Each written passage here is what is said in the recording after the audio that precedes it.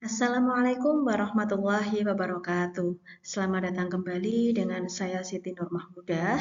Di pertemuan ini saya akan membahas mengenai topik ekonomi daerah dan wisata syariah.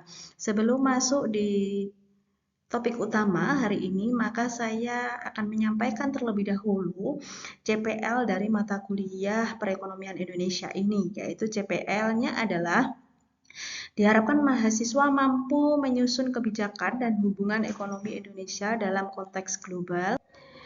Kemudian untuk modal pembelajarannya yaitu adalah problem based learning yang mana digunakan dengan metode pembelajaran melalui diskusi kelompok. Indonesia merupakan negara yang kaya akan sumber daya alam dan memiliki jumlah penduduk yang besar. Dua hal ini menjadi potensi utama di dalam pengembangan ekonomi. Namun, bagaimana kenyataan tersebut bisa dikelola? Disinilah peran pembangunan ekonomi daerah itu menjadi sangat penting. Karena pembangunan ekonomi daerah itu adalah suatu proses yang mana melibatkan pemerintah daerah dan masyarakat untuk memanfaatkan sumber daya secara optimal. Tujuannya adalah untuk menciptakan lapangan kerja, meningkatkan kesejahteraan, dan mengurangi kemiskinan serta ketimpangan.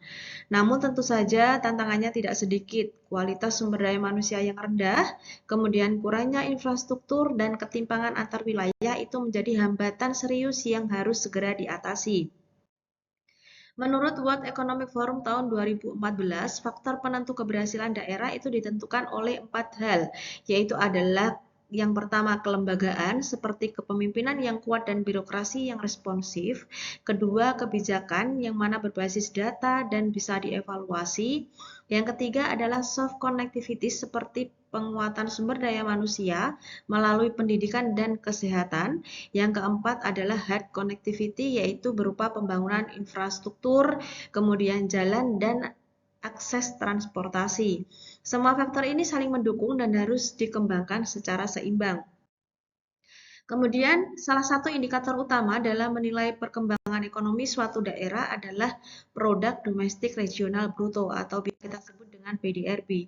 PDRB ini menunjukkan nilai tambah dari semua unit usaha di daerah tersebut karena berdasarkan PDRB kita bisa melihat data yaitu berupa tingkat pertumbuhan ekonomi, tingkat kemakmuran masyarakat melalui pendapatan per kapita, struktur ekonomi sektoral, produktivitas kerja, kemudian elastisitas kesempatan kerja. Nah, PDRB ini bisa membantu pemerintah dan daerah untuk merancang kebijakan ekonomi yang lebih tepat sasaran. Sejak diberlakukannya Undang-Undang Nomor 22 Tahun 1999 dan Undang-Undang Nomor 25 Tahun 1999, Indonesia telah menerapkan sistem otonomi daerah. Ini memberikan wewenang kepada daerah untuk mengelola sendiri urusan pemerintahan dan kepentingan masyarakatnya. Otonomi daerah ini membuka peluang besar bagi daerah untuk mengeksplorasi potensi unik dan menciptakan keunggulan komparatif, bahkan keunggulan absolut juga di dalam berbagai sektor termasuk di dalamnya adalah pariwisata. Kini kita masuk ke topik yang kedua yaitu adalah wisata syariah atau sering disebut juga dengan halal tourism. Wisata syariah adalah layanan wisata yang dirancang agar sesuai dengan kebutuhan wisatawan muslim. Layanan ini mencakup dua aspek, yang mana yang pertama adalah need to have, yaitu berupa makanan halal, kemudian fasilitas sholat seperti itu. Kemudian yang kedua adalah good to have, yaitu toilet ramah muslim, kemudian informasi berbahasa Arab atau Islami, dan yang lain sebagainya. Menurut Global Islamic Economy Report di tahun 2019, Indonesia bersama dengan Malaysia ini menjadi negara dengan potensi wisata halal terbaik di dunia. Sungguh, hal ini tidak lepas dari dua keunggulan utama kita, yaitu berupa komunikasi dan pelayanan. Nah, komunikasi ini salah satu bentuknya adalah promosi.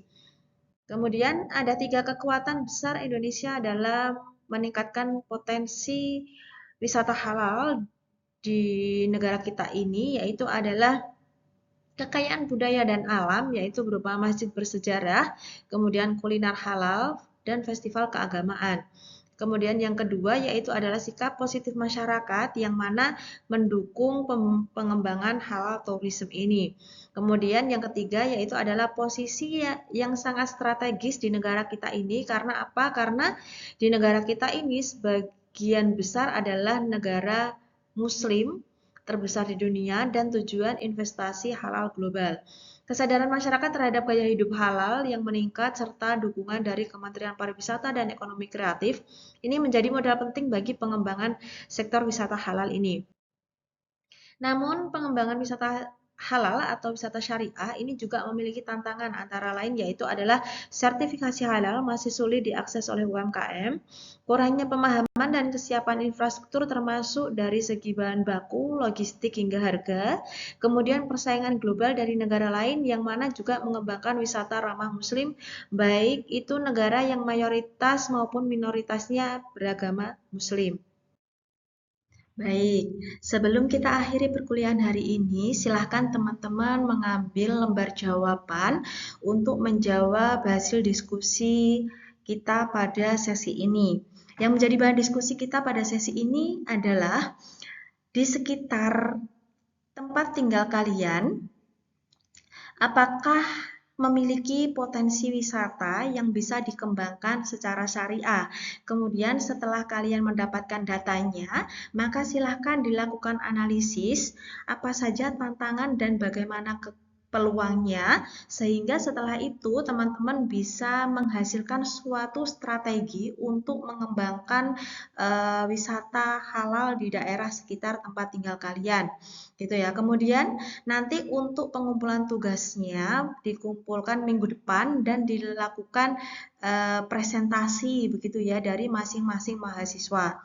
Semoga dengan diskusi ini, ketika kalian menyampaikan ide, gagasan, atau bahkan kritikan kalian, ketika diskusi itu sangat-sangat bermanfaat sekali. Karena apa? Karena dengan berdiskusi dan saling berbagi perspektif, kita dapat menemukan solusi-solusi inovatif untuk membangun ekonomi daerah yang berdaya saing dan berkarakter Islami. Terima kasih atas partisipasi aktif teman-teman semua. Sampai jumpa di perkuliahan berikutnya. Saya pribadi mohon maaf yang sebesar-besarnya apabila ada kekurangan dan kelebihan dalam penyampaian materi hari ini. Saya akhiri wa muwaffiq ila aqwamit thoriq. Wassalamualaikum warahmatullahi wabarakatuh.